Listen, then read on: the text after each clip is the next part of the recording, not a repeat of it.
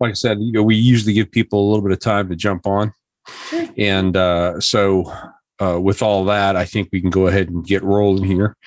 I want to remind anybody that we actually we did DevOps Days Texas. We did a virtual DevOps Days Texas that went off in early March there, right around the Texas Independence Day, and that was a 2-day conference that kind of kicked off. And so we had people from DevOps Days Dallas, from DevOps Days Austin, and from, of course, DevOps Days Houston, all participating in that virtual conference. Pulled that off. You'd be amazed how much work goes into a virtual conference. I was shocked.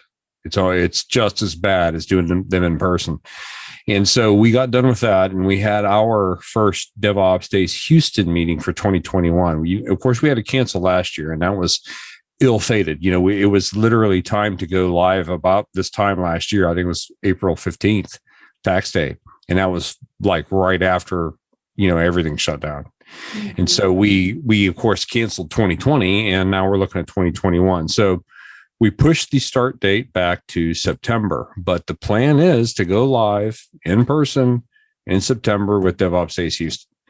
So, at this point, who knows what's going to happen in 2021, right?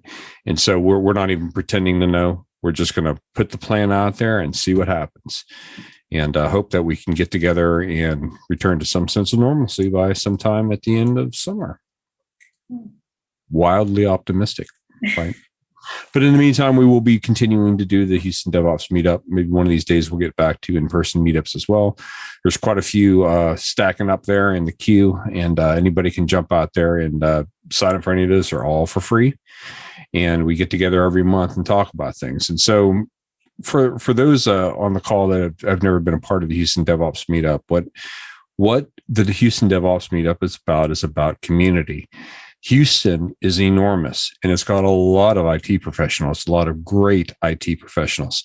And it occurs to me that we are a pragmatic town. We are a cosmopolitan town. We have every flavor of just about everything you can imagine. And that gives us strength, right? That diversity gives us strength and the ability to do things that a lot of places don't have. And so I am interested in developing that Houston developer community. The cloud moves fast is what I keep telling people, and you can't know it all. And so the best thing, if you can't know it all, is to know enough people to get you to that expert. If you don't know how to do that particular thing that you're looking for, if you don't know how to handle logging or application observability or something like that, the Houston DevOps Meetup is a great place to get with others and maybe learn a thing or two about that, or find somebody who knows that.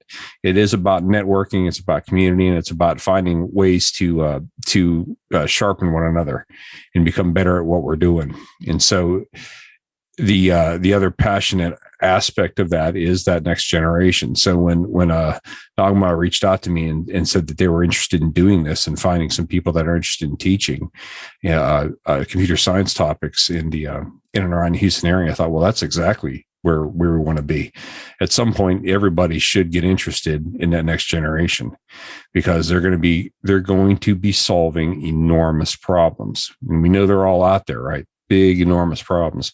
I'm actually working on a presentation for next week on safely implementing AI, and just an enormous topic that there's like this whole generation that has to have not just coding skills. Like when we came up, you had to know how to code, but now there's all these other aspects of it, because technology is in everything in our lives, right? And you need to know how it's impacting other areas in order to make sure that these things that we're building are reliable, and they're, of course, implemented safely, and they're not going to turn into Terminator and ultimately chase us down and kill us all, because that would be a drag. That's like how you know your day's going bad, is when your computer program attacks you. So there you go. It's one of your bullet points there. Make sure we don't do that. So the Houston DevOps Meetup's about that. It's about making sure that we have a diverse and inclusive developer community that's interested in solutions, and finding others that share that same sort of passion. So with all that being said, I'll hand it over to my partners from Microsoft TEALS here, and they can take it away. Awesome. Hi, everyone. It is an absolute pleasure to be here. I mean, Dan, what an intro, like just touching upon such huge themes and so many concepts that can really impact folks in the future. One thing in particular I heard you say that I just really resonated with me was the diversity and that being a strength. And I think that's part of what we're doing here with TEALS is just bringing about a diverse set of next generation computer scientists. And we're just very excited for that potential. So I just wanted to take a moment to introduce myself. And then I also have my partner here, James Wigfall. So we'll do a minute to, say hi. And, it's a great group here. It's nice and intimate. So if y'all don't mind, just saying your name and kind of what you do, I'd love to hear just for a moment who all is in the crowd here. And then I have a little presentation, but I want it to be super interactive. So, pause me, ask questions. This is not supposed to be just like a boring slideshow, right? So if you have thoughts, you can pop them in the chat or, just unmute and ask. But in terms of introductions, my name is Nagma. I am a regional manager with the Microsoft TEALS program here in Houston. So I am Houston-based, was born here out in Alief, and went to school. And in about 7th grade, my teacher told me, Nagma, you're really good. You're a hard worker, but you're not really cut out for math at like algebra in 8th grade. Okay, maybe in 9th grade you can do it, so don't worry, you're still, really great, but math maybe isn't your strong suit right now. And I took that to mean that I just wasn't a STEM person. So for the rest of my high school and college career, my parents being South Asian were really into the doctor bit. I was like, I'm not going to do that. I'll give it a try, but didn't try very hard, honestly. And I went on to become a teacher, which I have no regrets about. I think it was one of the most powerful things I've ever learned how to do. I taught for about 10 years in charter schools and public schools all over Houston and California, actually, because I went out there for my master's in education at Stanford and then came back here and got a master's in MIS. Because at that point, I had a husband who was like, you know what, STEM really is your thing. I was teaching science in schools at that point, and I loved it. And I started programming and realized, I don't know why I was blocking off this whole part of the world when I really can do this and do it well. So I had some great experiences programming and just understanding that part of it. I learned a lot of Java, learned a lot of Python, worked on some projects with some fellow team members. And then I was approached by TEALS to bring those two worlds together, right? Bring that love of education in, bring that love of computer science in, and work in the CS Ed space. So that's a little bit about me. James, do you want to introduce yourself as well? Yes, good evening, all. My name is James Wigfall. I am too a native of Houston. I was in a little small district called North Forest, which is now absorbed by HISD. So my pathway was, I was actually encouraged to go to STEM. I was always that kid that took things apart at home and put it back together, on the whole Tim the Two-Man Taylor, more power type vibe. Thankfully, my dad survived my childhood years. But yes, went on to college and actually wanted to be an attorney, and just had some family things that came up that kind of changed in my viewpoint of what the criminal justice system was. And I was like, okay, well, I'm just gonna get into education. I've always had a passion. I had a tutoring company at 12 years old. So I just went on and tutored, and I was like, okay, well, I'll become an educator. And so I taught from pre-K all the way up to adult ed. I have taught math, science, engineering, computer science. And I always say this, I feel like I'm bragging because I say this all the time, but periodically I do guest lecture at Rice University on instructional technology and computer science from time to time. I was part of the first cohort to start training teachers in the Houston area for computer science with the RUSMP program at Rice. space. And I also had an opportunity, it's so embarrassing now that I keep saying it over and over, to work with Space Center Houston and NASA on the education projects for the 50th anniversary of 10, 11, and 12. So a lot of those education products that went out across the world were off of my desk. So definitely enjoyed doing that. But I was also the STEM director for Houston ISD and program manager for computer science and robotics. So definitely have a huge passion for it. I've always worked on campuses where the kids benefit from having the opportunity to be exposed to this the most. They're the kids that are highly underrepresented, and just giving them that opportunity, because in my high school, we didn't have it. Our version of computer science in my high school was keyboarding. And once we learned how to operate the keyboard, that was about all you got in computer science. Like we didn't have anything else. So when the opportunity came to join TEALS and to, continue to help out campuses similar to the one that I grew up in, I was like, sign me up, I'm in. So just that's a little bit about my story. Thanks, James. So I'd love to hear, if y'all don't mind, just either in the chat or, unmute your name and the person or the role of the person in your life who encouraged you to enter, the computer science sphere. So for me, it was my husband. For y'all, it might be an aunt, an uncle, a brother, a sister, a cousin, a teacher, whomever. I'd love to hear who that person was. You don't have to give a whole backstory if you don't want to, or you don't have to. But I see, James was his dad. Julie, was there someone in particular for you? Sorry to call you out. I was just like, I don't want everyone to talk at once. So, yeah. Oh, sorry, Julie, I can't hear you. I see your lips moving, though.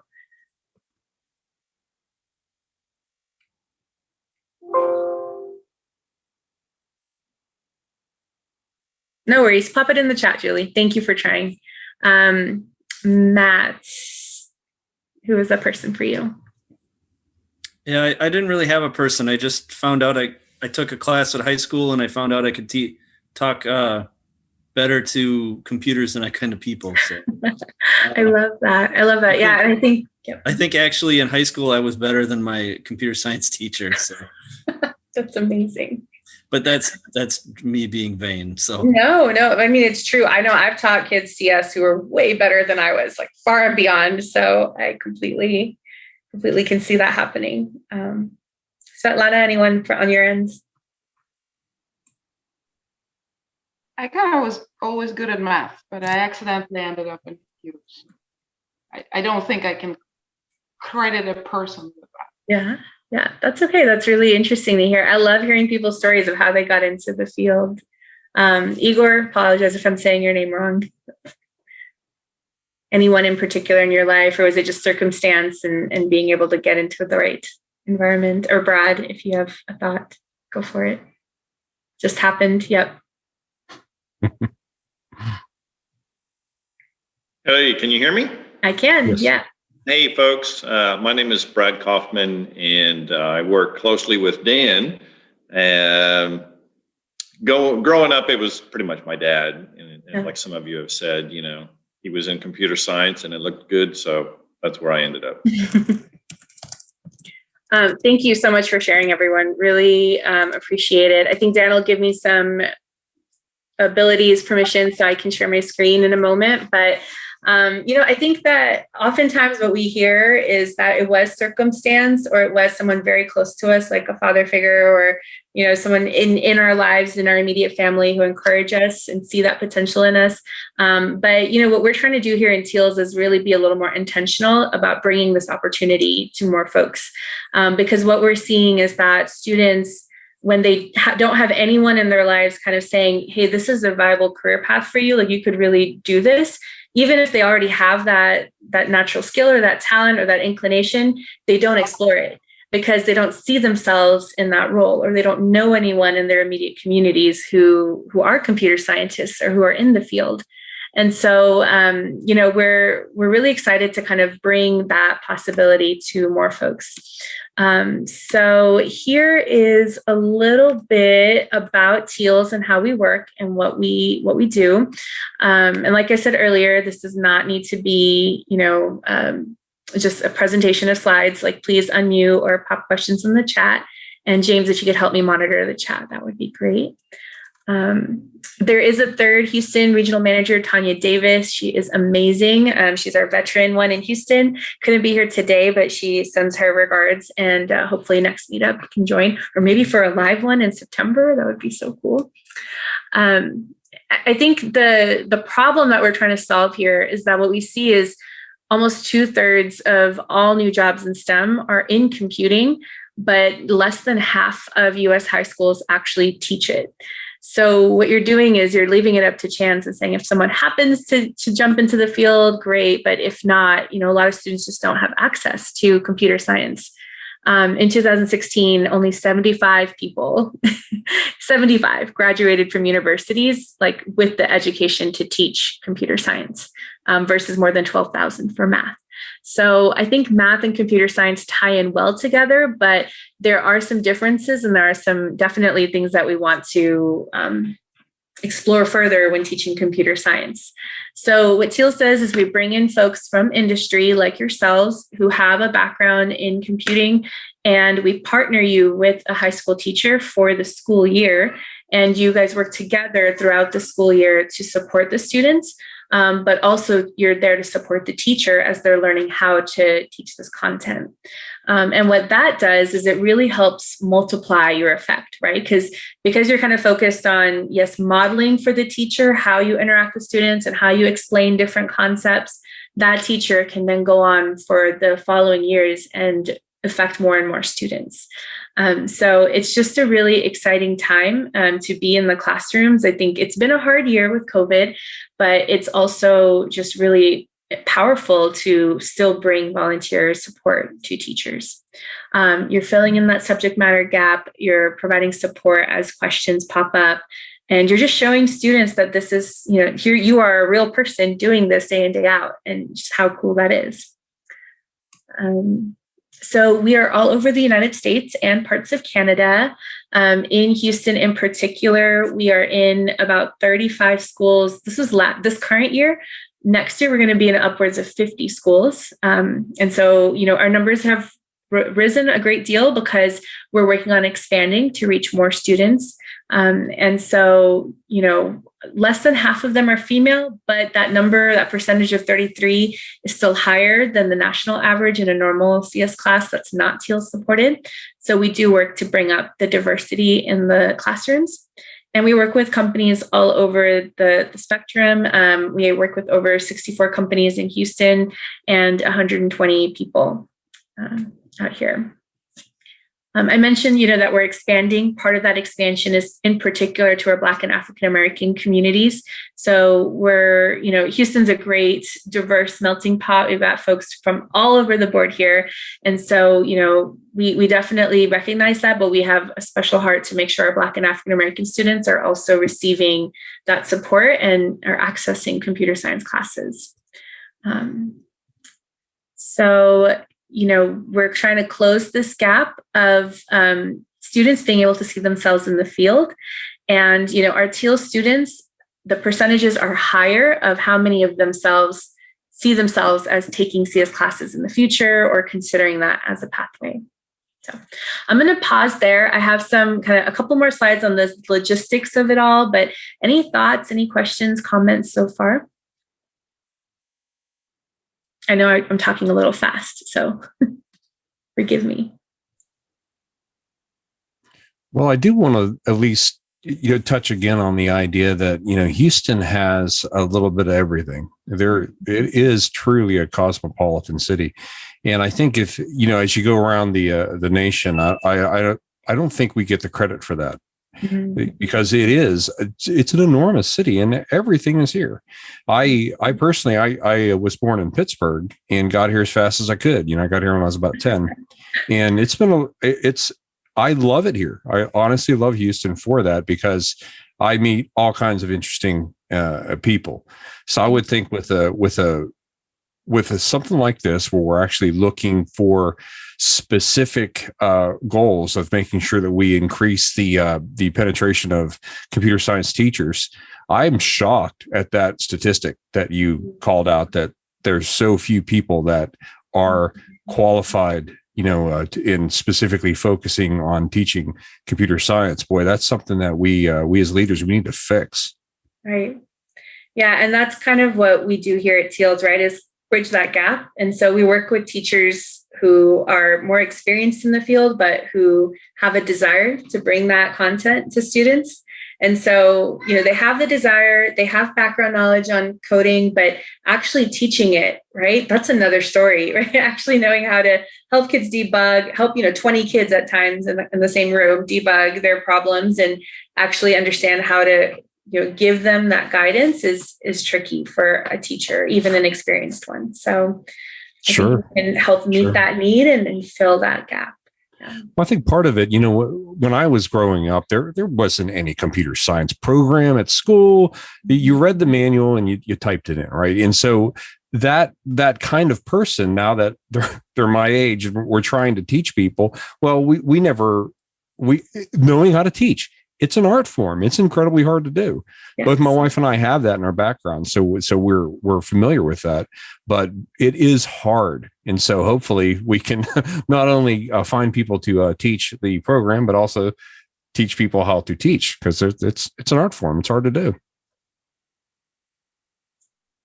I love that you called that out. Like, that's exactly what we're doing here, because our volunteers, many of them say to me, I learned so much this year, right? So if you're someone who likes to continually improve and grow, this is a great opportunity, because you're definitely learning from the classroom teacher, that pedagogy, and then the classroom teacher's learning from you, the content. So it's a true partnership. It's really cool to see. And then, on top of that, you're just networking with other like-minded people who want to give back. And so those 120 people in Houston, but then you multiply that across the nation, there's thousands of folks out here who are, in the same sphere. So it's cool to meet up with them as well. So you might be wondering, what are the kinds of courses we support? So these are the spectrum, and I don't want to get too technical here, but just there's introductory courses, there's advanced courses, there's ones that are very programming heavy, and then there are ones that are very much an introduction to the field overall. So if you know folks who would be interested but don't have, a full-on programming background, there's definitely space for them to still help out. So there's a lot of opportunity here as we look at what high schools are offering their students. You mentioned, Dan, the training piece. And so we offer great training over the summer. So June, July, and August, it's a total of about 40 hours of time to work with your team, to develop some best practices, to learn synchronously with myself, and James and Tanya will lead some instruction. And then there's some asynchronous stuff you can do on your own pace as well. So our training is really fun, and hopefully it gets, y'all's brains thinking on the pedagogy of it all, but also how are y'all going to really make this happen during the school year. We, as regional managers, come in during the school year then and observe and offer feedback. And then, you get to talk to all the other volunteers. We have online forums. We have meetups throughout the year that are just for TEALS folks. So there's just a really great opportunity to set you up for success and continue to learn. So I have a question there. Do you have a tech stack that you target, that certain languages and certain technologies that you like to get the kids involved in, or is it wide open? No, it's a great question. So for our introductory courses that are programming based, Python is usually the language that folks use. There's a great curriculum out of Carnegie Mellon that uses Python. There's our TEALS provided one that also uses Python. And then there's a couple other options as well. And then for the advanced computer science course that the College Board provides, college credit, potentially you could get college credit if you pass that test. That one's all based on Java. And so that's like taking a proper introductory to programming course in college, whereas this one is more of a high school level. Great question. Are you partnered with any of I assume you're partnered with Microsoft Azure, and you do stuff there, or how does that work? Kid brings their own laptop? Yeah. We don't really partner with Azure quite yet. I think they're still working on integrating us. So we've always been affiliated with Microsoft for the last 10 years. We've been in existence. We were started by a Microsoft employee, but then we formally became part of the philanthropies about a year and a half ago. So, that transition in and like connecting with all the different departments and veins, there's so much going on in Microsoft that's so great. Hasn't quite like synced up yet, I would say. So the Azure part isn't there quite yet. Great questions. Yeah. So the program is bring your own device, or does the school provide computers for the kids? The school provides it, yeah. So especially with remote setting, I would say most schools and most students who are taking this type of course would have their own device and their own headset, so you could work with them remotely. And then if they're in person and you're comfortable being in person, that's also an option. Typically, that's a lot of what happened. Folks would go in first period of the day, meet up with the students, and then go on to their workday to offer support. Yeah. For what it's worth, it's probably the case that some of those kids are using some of Brad's old equipment, because the schools apparently buy up our equipment when we sell it, when we greenfield it. Wow. I had no idea.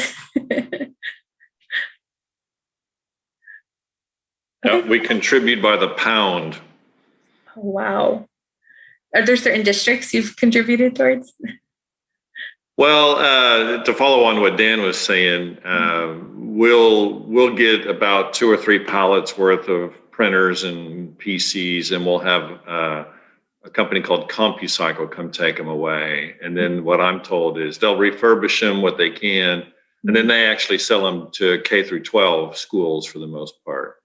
So that very cool. Apparently a lot of the K through 12 schools, when they get computers, they're the hand-me-downs from Dan and me and other corporations throughout the city.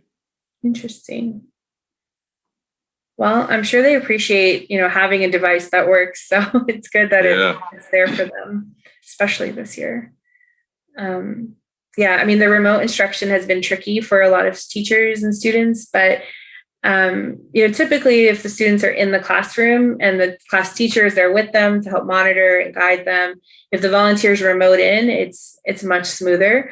This year with students at home and volunteers at home and teachers at home at times, it's been a little bit harder to get everyone on the same page, but there are definitely classrooms that made it work and did it really well.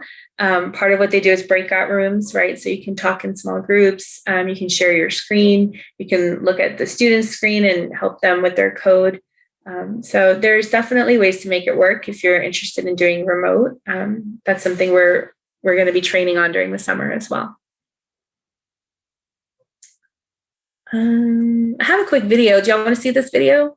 It's 3 minutes long and kind of has students and teachers talk about remote instruction. Yeah? All right, let me know if you can't hear it. Sorry? When I was in high school, nobody told me that you could make a career out of computer science or coding. And that was a huge factor for me in becoming involved with TEALS, volunteering remotely, because I wish I had that person in my life. Volunteering remotely makes just as much difference as volunteering in person. You're going to bring all that knowledge to the table and share that knowledge with the students. And knowledge is power.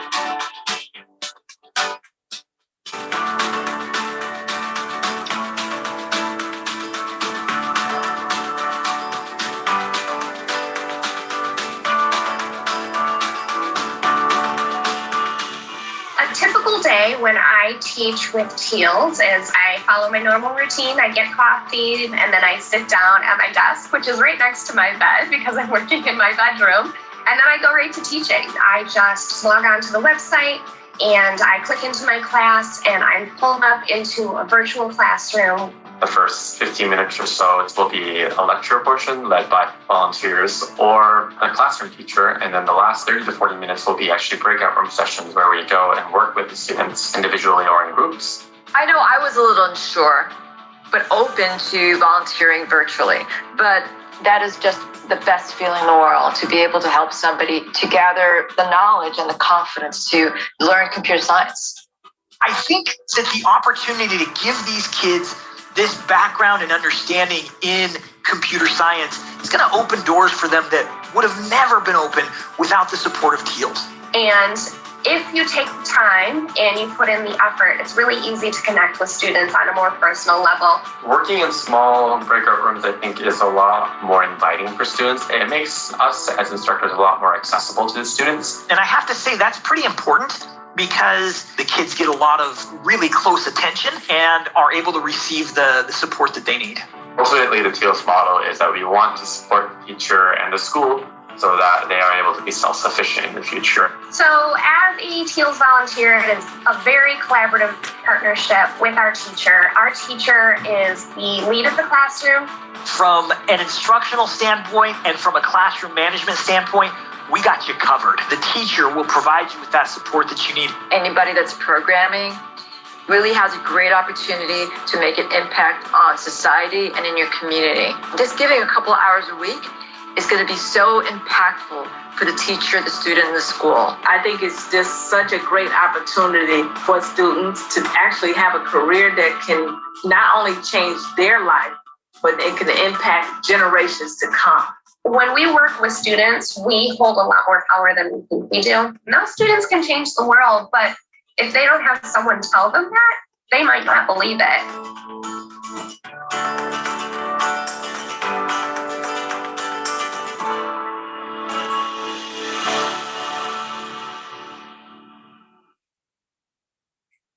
Anything in particular stand out to y'all from that video? Any words, thoughts, concepts?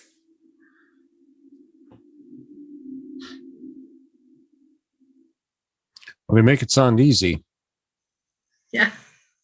Like all you need is to have an interest in, they'll get you through. I think that's the biggest question that any of us would have is, well, what am I signing up for? How much time do I need to give?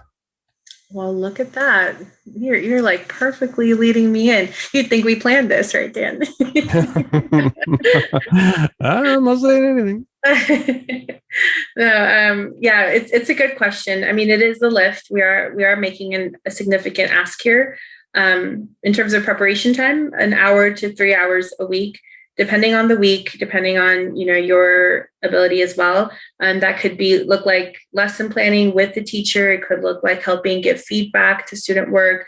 It could just mean meeting with your team every week for half hour or so just to check in, make sure you're meeting the needs of all the students. And then in terms of actually working with the students, we're looking at 2 to 3 hours every week in class. You'll probably go in 1 or 2 times, depending on the length of the class, right? Some classes are a bit longer, like 90 minutes. Some are shorter, like 50 minutes. But we do ask all of our partner schools to, plan that class first or second period so that you can help out by 9:30 and then go on with your workday. If that time doesn't work for you, we always have a class out there that's like, I can't fit it in first period or second period. And so then if you're someone who can support an afternoon class, we'll make it work. And then, of course, there's remote options, but there might also be in-person options next year. So we'll look at geography when we place you as well if you're interested in in-person. So there's a lot of factors that go into placement. We also have opportunities for, if you're not really into being a full-on teacher, right, with like leading lectures and doing that kind of thing, but you just want to talk to students one-on-one or help in small groups, we have options there too, depending on your comfort level. And so I guess what I'm trying to say is that it's a discussion, right? So once you apply, then James, myself, Tanya, we sit down with you and we have that conversation. We really try to understand, what do you want out of this experience? What are your preferences? And then we go back to our school list and we try to make sure we have a best fit for you. And then we check it with you. If you're good, then we make a formal introduction to the team and you're on your way to that summer training and then supporting all school year. Does that answer your question a little bit, Dan? Follow-up questions there? That does. That does. Yeah. It sounds like you are interested in trying to make people's teaching dreams come true at some level. You'll be surprised with how many people are volunteers because they're in this programming job all day, but they really love working with students. And so this kind of it's like an itch they can't scratch until they become a part of TEALS. And so, that's one kind of volunteer scene. There's some volunteers I see who really just want to get better at communication and want to network. And they also, love working with students and bringing out that next generation. So there's a lot of great people here, but I think everyone's motivations are different sometimes. So.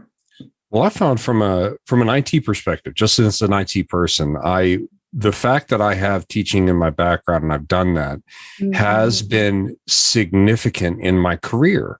Because as you move up in IT, it's all about being able to communicate with people and bring them along on usually a journey. You're usually teaching your cohorts and people under you and teaching up and teaching down. So the idea that this is not just an investment in kids, it's really an investment in your career as well. In IT, you have to be able to talk to people.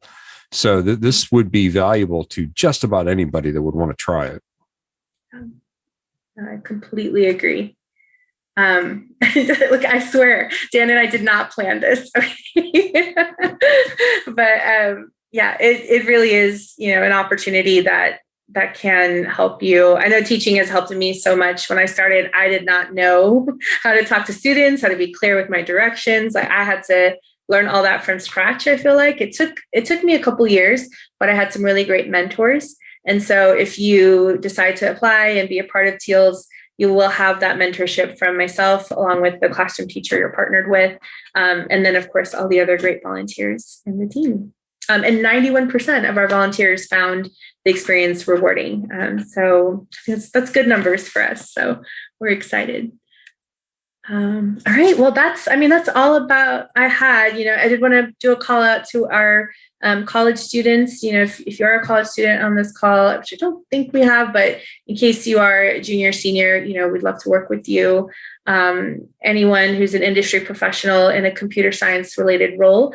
So again, you don't have to be just programming. It can be related, especially for those introductory courses. And if you're not ready to, apply or do this yet, that's completely okay. But do help us share, right? And the more people we can inform about this opportunity, the more likely we are to find those folks who are interested. So, we're heavily on LinkedIn, we're on Twitter especially. So please do share if you're interested. There's the application link, and we can put that in the chat in a moment in our emails. And that's all I have for y'all today. Thank you so much for letting me be here and present to y'all. I'm opening the floor up. I'm here for as long as y'all like. Love to hear what y'all are thinking or any thoughts y'all might have about the program. Everybody jump in with your questions. Yeah. So this is Brad here. The introductory type courses, that would be the expectations of the TEALS volunteer would be to go through the introductory material along with the teacher, and like co-teaching the class for an hour a week or whatever those time commitments were. Mm-hmm. So our co-teach, if you're actually teaching the class with the teacher, right, with the classroom teacher, so you're actually leading direct instruction, those are usually either in the introduction to computers class in one of those Python courses usually, or in the Java course, the AP CSA. The AP Computer Science Principles is usually pretty, the kids can pick up on that. It's really laid out well in the curriculum. So that one you're more so in lab support model. And then you could be just kind of helping students one-on-one and not leading direct instruction in any of these courses. Okay, thanks. Yeah, and great question in the chat I see from Svetlana about semester commitments and no vacations. Definitely you have lives. This is a volunteer opportunity. We're not trying to eat up all of your time. So, you can have vacations. We do request a full school year worth of commitment just because by the time December rolls around, right, you've built those relationships with students. So you really want to see them through May. But if you need a week off or you need time to work on a project, you get busy, you're usually at a school with another volunteer or up to 4 other volunteers. So you work with them, work out your schedule. At the end of the day, the class teacher, it is their class. So they're always going to be there, and they can plan curriculum or account for it, especially if they know ahead of time. If emergencies happen, they happen. The class teacher will make it work. But overall, we request a full year commitment. Yeah. For the summer training, kind of the synchronous portion, is that how rigidly is that scheduled? So is there a flexibility, or is there only like 2 weeks out of the summer where this can be done, or how is that? So it's laid out there. It's only 2 hours at a time, usually, maybe 3 max. And so it's laid out. Usually we try to do it early morning, which is when most of y'all would be volunteering, or on Saturdays. So hopefully y'all are more free then. And if you really can't make it to one of our Houston-based ones, the same training is happening all over the country. So we try to partner you and make sure you can attend that training at with a different regional manager. Yeah. And then the ones that you do need to attend with your team, right? So there are some that you can go to with anybody, and there are some that you really need to attend with your fellow classroom teacher and other folks. We'll give you some options there, so y'all can pick the one that makes sense for you. Okay, so your anticipation is it's going to be virtual for the first part of 2022, and then maybe in person by 2023. Or 2021 and then 2022? What's the expectation there? Yeah. So summer training definitely is all virtual. The school year, I think what I'm hearing most schools say is that they're prepared to be virtual. And then, we've been doing remote instruction for many years because, like, y'all know Houston, for the most part, CS professionals live on the west side, and there's like a lack, I would say, of CS professionals on the east side. But there's lots of great schools over in East Houston that could be up to an hour away, depending where you are, right, on the west end of Houston. So my point being that even if, the school goes in person, we still want to support them. So we'll still do remote instruction. So you would still, log into your computer, and the students would just be there in person, and you would be remote. So remote is an option all year. But if you are interested in person, then we'll partner you to a school nearby. And that way, if they decide to go in person and they are accepting in-person volunteers, if you feel comfortable, then you can go in. But it sounds like to me like most schools are going to be at least a hybrid for the fall. I don't think they're going to be mandating every kid come back in August. I don't know, James, what's your sense from the interviews and places you've been sitting in on? Yeah, most will still probably offer that hybrid model. The encouragement will be for in-person instruction, but we're probably not going to see the full-blown all on board until January 2022.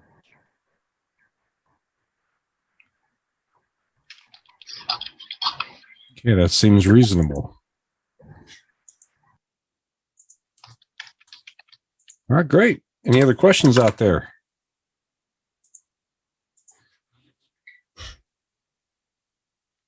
Okay, I think we have everything covered. Well, that was a great presentation. I now understand exactly what you're looking for. That's neat. I'm glad that something like this is happening. Yeah, it's encouraging. Thank you. It really is. Good presentation. Yeah, thank you. Yeah, we'll do what we can to spread the word. See if we can find the right people in the right area. Because, like I said, I think this is incredibly important. There's going to be a lot of computer science jobs coming up. Yeah, that's the other thing we were saying is, if you want the best and the brightest coming out of high school, you got to give them that class. I've seen that, if they don't have any exposure in middle school or high school, they're much less likely to do it in college. I took a C# class back in middle school. It was great. I still remember it. I remember thinking, this is really cool. I like this. But somehow that experience from the math class just like threw me off course for years. Did you write the Hello World program?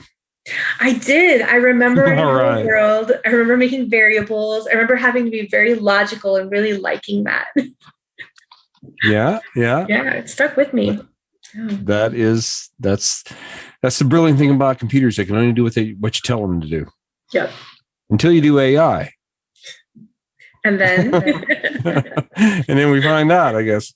yeah. Okay, but very cool. I appreciate the like I said, I'll put together the video. I'll post that and give you all a link to that as well. I'll take the sign up link and make sure that's an action on the video as well, so that maybe we can keep the word going and get more people involved in Microsoft TEALS. Fantastic program. Thank you, Dan. Thank you for all your support. Thank you, everyone, for listening. We're only an email away. I'll stick my email again in the chat. Make sure y'all have that. And don't hesitate to reach out if you have questions. And, I'm great on LinkedIn. So if y'all want to connect on LinkedIn, let's do that, please. Okay. Fantastic. Well, thank you. Pleasure to meet everybody. Yeah. Bye, y'all. Take care. Take care.